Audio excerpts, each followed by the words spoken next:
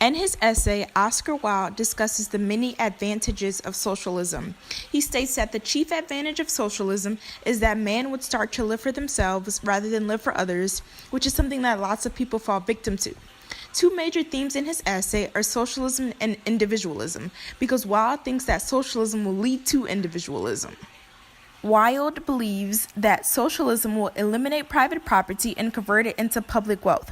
He says that private property ruins individualism and makes a man care more about his material things than his true personality, and it makes people judge their worth and others' worth based on their possessions. Since men overwork themselves to attain private property, no one can waste their life to accumulate things. And again, if they don't have private property to focus on, their true personality and individualism will flourish. He also specifically states that the state is to be a voluntary association that will organize labor and be the manufacturer and distributor of necessary commodities, which means they will provide the public goods. He also says that with the abolishment of private property, crime will cease to exist because a lot of the crimes committed are due to jealousy. And if members of the community don't have any wants of what others have, since no one will have private property, crime will lessen. Wilde thinks the cure to poverty is to create a society where it is impossible to exist. He mentions that men who provide charity to the poor are actually doing harm by trying to do good, because charity work acts as a cover-up for the bad things about being impoverished. He also gives an example using slavery, saying that a slave owner that treats his slaves well is committing harm by covering up the true horrors of slavery. Wilde thinks socialism will also destroy family life and marriage. He says that without the legality of marriage, love between a man and woman will be more powerful because it will have a newfound sense of freedom. Wilde makes sure to emphasize that authoritarian socialism will not do and will not lead to individualism. Authority is degrading, and to properly attain individualism, the state must abolish the idea of government because mankind should be left alone. Wilde also says that a perfect example to use to best live an individualistic life is Jesus Christ, because Christ abandoned society's ideas entirely. Wilde makes points about the positive effects of individualism through another major theme in his essay, which is art. He says that when artists start to focus their craft on what other people want instead of what they want, they are no longer an artist. He says that creating art for the benefit of others suppresses individualism. He gives an example when talking about novels and dramatic arts, and stating that there are lots of badly written works in England due to it being specifically for public entertainment.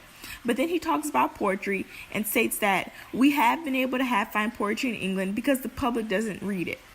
Wilde ends his essay by saying that a socialist/individualistic society will create perfect harmony in the world. Anthem by Ayn Rand is about a society where individualism is suppressed and there is no I but a we.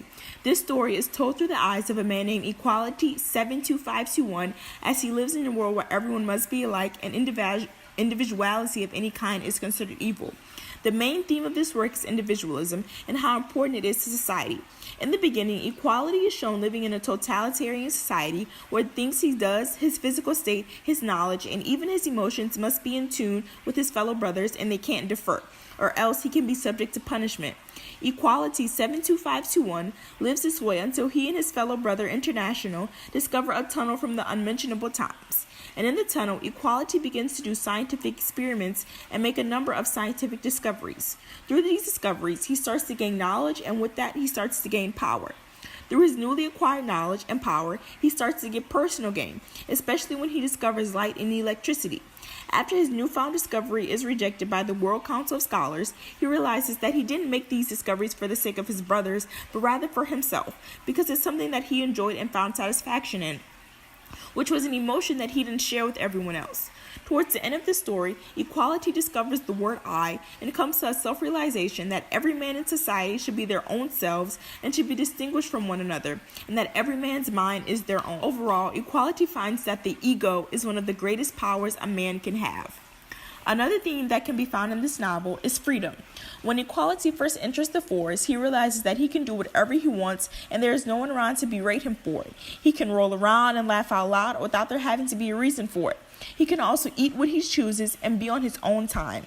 One of the biggest things that he can do is be able to freely love another woman, which was forbidden in society.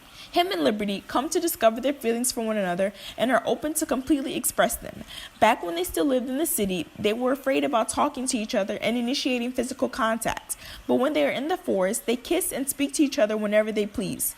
Overall, Ayn Rand believes that to achieve a free society, there should be a libertarian state which grants freedom to the individual.